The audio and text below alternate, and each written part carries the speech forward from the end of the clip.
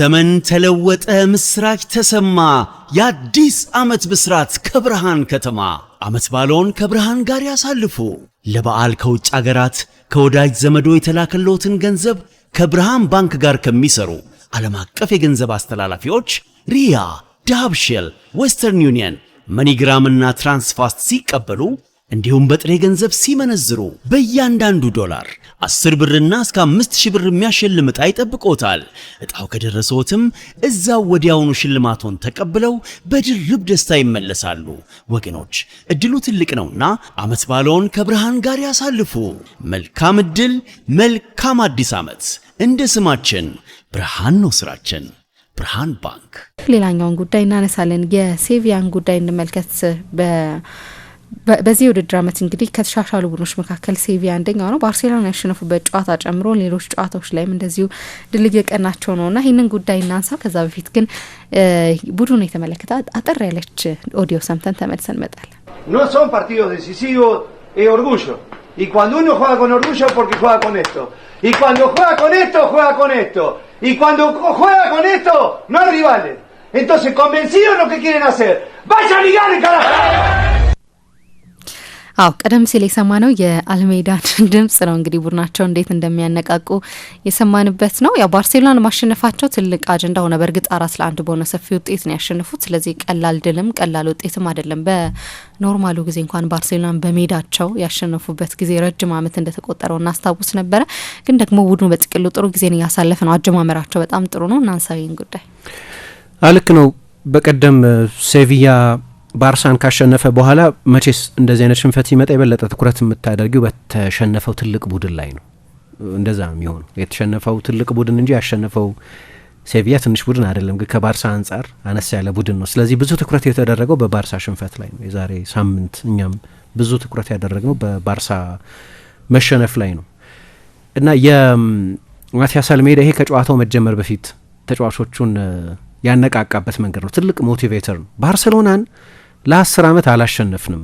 ለ10 ዓመት ግን በውብ መንገድ እግር ኳስን ከተጫወታችሁ ባላንጣ የማላሸንፈው ብሎ ነገር የለም፣ እንደዚህ የሚባል ቡድን የለም የሚል አስተያየት ሰጠ። እንግዲህ ለ10 ዓመት ባርሳን አላሸነፉትም እና ከባርሳ ጋር ከተደረገ ጨዋታ በፊት ተጫዋቾቹ ሞቲቬት ያደረገበት መንገድ በጣም አስደናቂ ነው። ደግሞ ጨዋታው እየተደረገ በጣም ኃይለኛ ሙቀት አልነበር ምሳ በሴቪል እና በጨዋታው መሀል ለውሃ ረፍት ተጫዋቾቹ ወደ ቴክኒካል ስፍራ በተሰባሰቡ ጊዜ ደግሞ እንዲያስቡ አትፍቀዱላቸው። 2-1 ብቻ እያለ ማለት እንዲያስቡ አትፍቀዱላቸው፣ ከኳስ ጋር ጊዜ አትስጧቸው፣ አእምሮአቸውን እንዲጠቀሙ አትፍቀዱላቸው ይል ነበር። ስለዚህ ነ ፔድሪ ጨዋታው ካለቀ በኋላ ኳስ ይዘን እንኳን የምናደርገው መላ ጠፋን የሚል አስተያየት ሲሰጥ ነበር። ዲዮንግ ቀዝቀዝ ያለ ብቃት ካሳየባቸው ጨዋታዎች መካከል አንደኛው ነው። ምክንያቱም የሴቪያ ፕሬሲንግ ከኳስ ጋር ጊዜ የሚሰጣል ነበር። ግን እሱ ብቻ አይደለም። የሴቪያ አሰልጣኝ ሆነሽ ቡድኖች 2-1 እየመራ ከሆነ ምንድን ነው የምታደርጊው? ደግሞ 70ኛው ደቂቃ አካባቢ ሌላ የውሃ ረፍት ነበራቸው። ያኔ ደግሞ ምን ያላቸው 2-1 ነው። ባርሳ ራሽፎርድ ጎል አስቆጠረ፣ እነ ሌቫንዶቭስኪን ቀይሮ አስገባ። ስለዚህ ጨዋታውን የሆነ ነገር ይዞ ለመውጣት እየታገለ ነበር። ብዙ አሰልጣኞች ያኔ የበለጠ በጥብቅ መከላከልን የሚመርጡት እንዳታፈገፍጉ ጨርሷቸው ይል ነበር እና በጣም ደፋር አሰልጣኝ ነው ማቲያስ አልሜዳ። ማቲያስ አልሜዳን ያው ሲጫወት የምናስታውሰው ነው።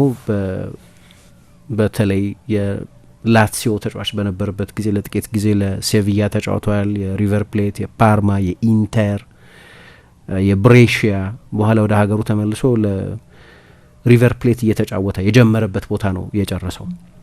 በቅርብ ዓመታት ሴቪያ ኃይለኛ ተቋማዊ ምስቅልቅል ውስጥ የነበረ ነው። በውጤትም በአስተዳደራዊ ችግሮችም ምክንያት ትልቅ ምስቅልቅል ውስጥ የነበረ ነው። ግን የውድድር ዘመኑ ገና ሲጀምር አሁን ግን አሰልጣኝ አለን ይሉ ነበር የቫሌንሲያ ሰዎች።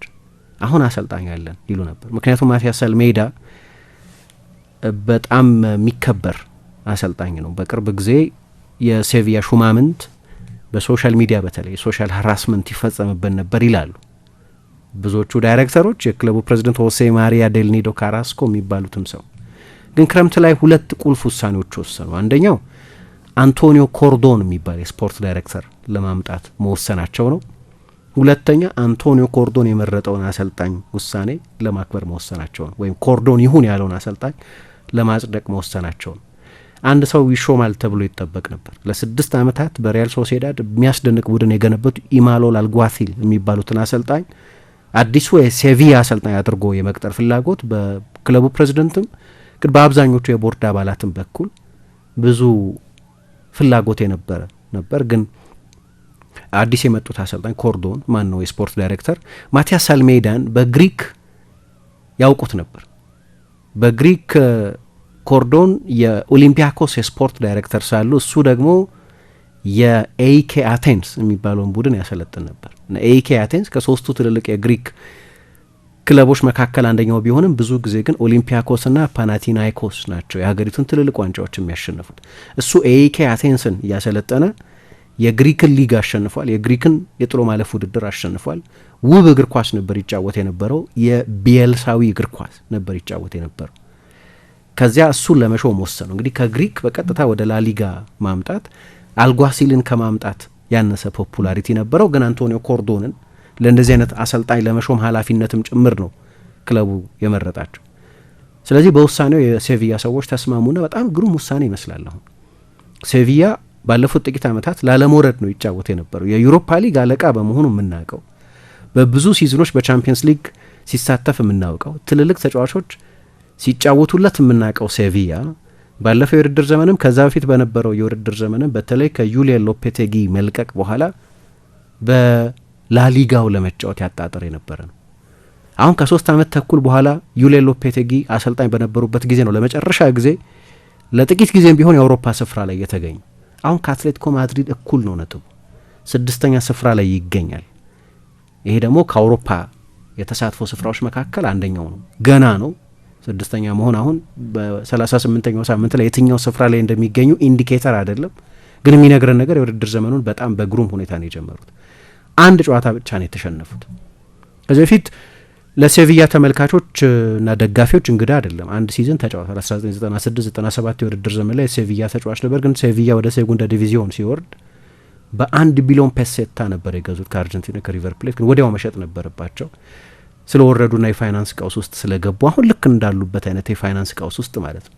1 ዩሮ አላወጣም ሴቪያ በክረምት ለዝውውር፣ ገንዘብ የለውም።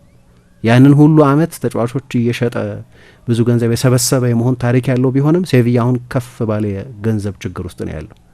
ስለዚህ ሲኒየር ፕሮዎችን ያስፈረመው ሴዛር አስፕሊኩዌታን፣ አሌክሲስ ሳንቼዝ አይነት በእግር ኳስ ህይወታቸው የመጨረሻ አመታት ላይ ያሉ ተጫዋቾችን ነው በነጻ በፍሪ ኤጀንት ያመጣቸው። ያኔም ግን እሱ የሴቪያ ተጫዋች በነበረበት ጊዜ ይሄ ቡድን ተመሳሳይ የገንዘብ ቀውስ ውስጥ ስለነበር ወደ ሴርጂዮ ክራኞቲ ላትሲዮን ሄደው እና በጣሊያን በጣም ስኬታማ ነበር። የኤሪክሰን ቡድን ሴሪያውን ሲያሸንፍ የዚያ ቡድን አባል ነበር። በጣም ትልቅ ለነበረው ፓርማም ተጫውቷል። እና ሜዳ ውስጥ የለቀቋቸውን ተጫዋቾች ጥራት ደግሞ ስታይ ለምሳሌ ወደ ሌቨርኩዘን የሄደባቸው ሎይክ ባድ የሚባል ተጫዋች በጣም ወሳኝ ለፈረንሳይ ብሔራዊ ቡድን ጭምር እየተጠራ ያለ ተጫዋች ነው። ዶዲ ሉኬባኪዮን ለቀቁት። እሱም በጣም አስፈላጊ ተጫዋቻቸው ነበር። ግን ሜዳ ውስጥ አንድም ገንዘብ ሳይወጡ 7 በፍሪ ኤጀንት በነጻ ባስፈረሟቸው ተጫዋቾች ነው እንዲህ አይነት ቡድን የሰሩት።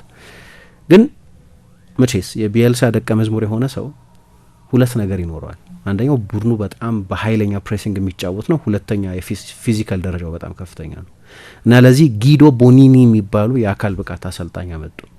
ጊዶ ቦኒኒ ደግሞ የሉዊስ ማሪያ ቦኒኒ ልጅ ናቸው። ሉዊስ ማሪያ ቦኒኒ ደግሞ የማርሴሎ ቢኤልሳ የፊትነስ አሰልጣኝ የነበሩ ናቸው።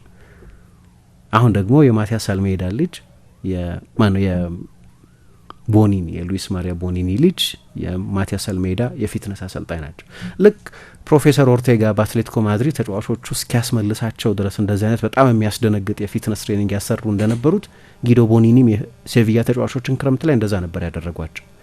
ስለዚህ በቀደም ከባርሳ ጋር እንደዛ አይነት ሙቀት ኖሮ በእንደዛ አይነት ኢንቴንሲቲ፣ በእርግጥ ባርሳ በሳምንቱ አጋማሽ ጨዋታ ነበረው፣ ሴቪያ አርፏል። እሱ በፊትነስ ደረጃ ልዩነት ያመጣል። ቢሆንም የተጫወቱበት ኢንቴንሲቲ በጣም አስደናቂ ነው። በጣም አስደናቂ ነው። አንደኛው የፊዚካል ፕሬፓሬሽን ጉዳይ ነው። ሁለተኛ የሞቲቬሽን ነው። ቅድም ያሰማሁት አይነት በጣም ኃይለኛ ሞቲቬተር ነው። ግን ምን ያደርጋል መሰለሽ፣ ለምሳሌ አንድ ቃለ ምልልስ ላይ አንድ የአርጀንቲና የቴሌቪዥን ጣቢያ ላይ ፓብሎ አይማር፣ ኪሊ ጎንዛሌዝ፣ የድሮ የአርጀንቲና ተጫዋቾች ጋብርኤል ባቲስቱታ፣ ራሱ ማቲያስ አልሜዳ ለምን ቢኤልሳን አይማር እንዲያውም ከሌሎች ትልልቅ አሰልጣኞች ጋር ብዙ ዋንጫ አሸንፊያለሁ፣ ከቢኤልሳ ጋር ካሸነፍኩት የበለጠ ግን ምርጡ አሰልጣኝ እሱ ነው እንዲህ ይል ነበር። አልሜዳ ግን ምን ይላል ስለ ቢኤልሳ ሲናገር ልምምድ ሜዳ ላይ ከትልልቅ ተጫዋቾች ጋር የሚያጠፋውን ያህል ጊዜ የሆነ ትምህርት ቤት ተጋብዞ ለ14 ዓመት ታዳጊዎች የኮቺንግ ሌክቸር ስጥ ብትሉት ያለ ማዳላት ያንን ያደርጋል፣ ለሁሉም ትሁት የሆነ ነው ይላል። የሴቪያ ተጫዋቾችንም በዚያ መንገድ ነው የሚይዛቸው። እያንዳንዱ ተጫዋች ዋጋ አለው ምናምን ሲል ሰሚያለሽ። አንድ ጊዜ ግን ዋጋ አስከፈለው። ባለፈው ከሴቪያ ጋር አሰልጣኝ ሆኖ ከተሾመ በኋላ አንድ ጨዋታ ላይ 8 ተጫዋች ለውጥ አደረገ እና በዛ ማሲቭ ሮቴሽን የተነሳ በቪያሪያል ተሸነፈ። አንዳንድ ጊዜ ብዙ ሮቴት ስታደርጊ ችግር እሱ ነው። ያንን ያደረገው ግን ሁሉም ሰው እኩል ዋጋ አለው የሚል መልእክት ማስተላለፍ ይፈልግ ስለነበር ነው። አምና ላለመውረድ ይጫወት በነበረው ቡድን ውስጥ ደካማ ብቃት የነበራቸው ማርሳው፣ ኒያንዙ፣ አድናን ያኑዛይ፣ ሶው፣ ፔኬ፣ ካርሞና፣ ኢሳቅ አይነቶቹ ተጫዋቾች አሁን በጣም በሚደንቅ ብቃት እንዲጫወቱ ሆነዋል። የተጫዋቾቹን የግል ብቃት በጣም አሻሽሏል። ግን እሱ ብቻ ሳይሆን የፕሬሲንጉ አይነትና የዋን ቱ ማን አክሽንስ የሚሉት ሙሉ ለሙሉ ዋን ቱ ማን ነው የፕሬሲንጉ አይነት። በቀደም ባርሴሎናዎችን እንደዛ ነው ያደረጓቸው። መተንፈሻ የሚያሳጣ አይነት ፕሬሲንግ ነው፣ ግን ደግሞ ኢንዲቪጁዋል ማን ቱ ማን ፕሬሲንግ ነው። ከዛ ኃይለኛ የመልሶ ማጥቃት ቡድን ነው ልክ እንደ ቢኤልሳ። እነዚህ የቢኤልሲስታ የሚባለው ለዚህ ነው፣ ቢኤልሳዊ የሚባለው ለዚህ ነው። ግን ደግሞ ኃይለኛ የመልሶ ማጥቃት ቡድን ነው። ምናልባት ሁልጊዜ ኮንትሮል ቡድን አይደለም። አሁን አንዳንድ ሰው አንዶኒ ኢራዮላ ሌላ ቢኤልሲስታን የሚፈሩት ማንቸስተር ዩናይትድ ለምሳሌ ከአሞሪም ጋር ድንገት ቢለያይ እሱን መሾም አለበት ነው የሚሉ ሰዎች አሉ። ጥሩ አሰልጣኝ ነው፣ ግን የኮንትሮል አሰልጣኝ መሆኑን አላሳየም እስካሁን ድረስ። ሁሉም የእሱ ቡድን አጫወት የትራንዚሽን አጫወት ነው። ምናልባት ማቲያስ አልሜዳ ላይ ተመሳሳይ ጥያቄ ማቅረብ ይቻል ይሆናል። ግን በመልሶ ማጥቃት በጣም አደገኛ ቡድን ነው። ቫርጋስ፣ ካርሞና፣ አሌክሲስ፣ ቅድም ያነሳሁት ኢሳቅ በቀደም ጎል አስቆጥረዋል። ሁለቱም ተጫዋቾች በጣም በሚያስደንቅ ብቃት እንዲጫወቱ ያደረገ ነው። ከሚዲያ ጋር ያለውም ግንኙነት በጣም ጥሩ ነው። እንዲያውም ብዙ ጊዜ ሀቀኛ ሲሆኑ አታይም አሰልጣኞች ስለ አእምሮ ጤና ጉዳይ እና ባለፈው እኔ እኮ ኳስ መጫወት ካቆምኩ በኋላ ወደ ሲኦል ደርሼ ነው የተመለስኩት። ታውቃላችሁ እንደዚህ ያለ ብዙ ተጫዋቾች ጨዋታ ካቆሙ በኋላ ወደ ዲፕሬሽን ይገባሉ እና አዲሱን ህይወት አጀስት ማድረግ ያቅታቸዋል። 60% የሚሆኑት ፈት ይሆናሉ።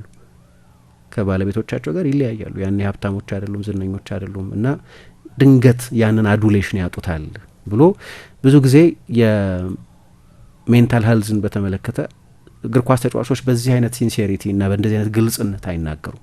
ጋዜጠኞቹ በጣም ይወዱታል፣ ተጫዋቾቹ በጣም ይወዱታል። እና አሌክሲስ ሳንቼዝ አምና እኮ በኡዲኔዜ ቡድን ውስጥ እኮ መሰለፍ አልቻለም ነበር አሌክሲስ ሳንቼዝ። አሁን ከመጣ ጀምሮ 2 ጎሎች 1 አሲስት ሰጥቷል።